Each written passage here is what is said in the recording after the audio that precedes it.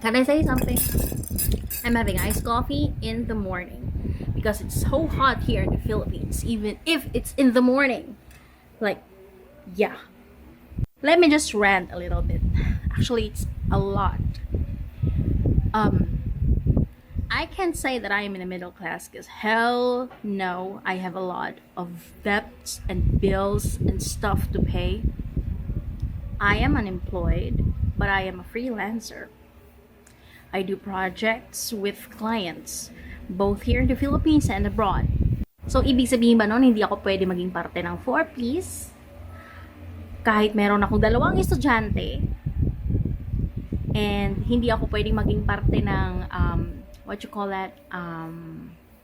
single mom ID. Hindi ako pwede magkaroon ng single mom ID kasi meron akong partner with me.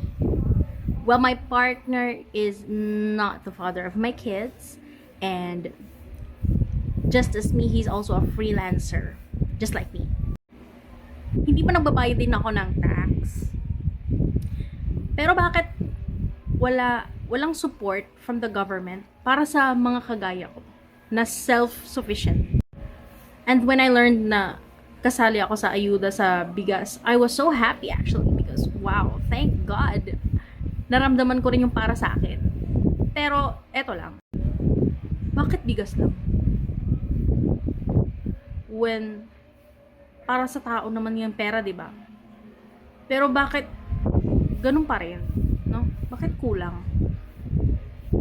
I'm not demanding for, I'm not demanding for so much. I just demand for what's enough.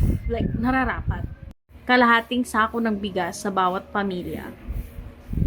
What if that family has 6 children? What if yung income nila ay mas maliit pa sa maliit? I'm just feeling para sa mga makaka-relate sa akin. I deserve free education for my kids just as much as everyone else should. I deserve the ayuda. Kung ayuda man, okay, fine. Ayuda, fine. But I deserve it too. Because I pay the fucking taxes. It should be given to everyone. Everyone. Not just the, nasa laylayan. We also deserve it. Kami na nagbabayad ng tax, like literal na nagbabayad ng tax kasi I have DTI, I have BIR. I have tax from my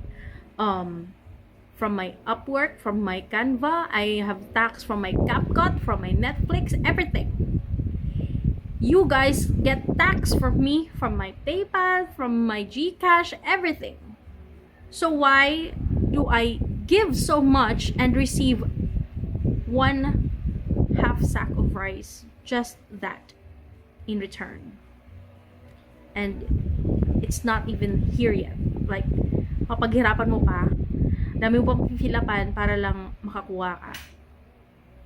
Di ba niyo kaya maglista household per bahay, and then magbigay na lang per bahay? Hindi ba pwede yun?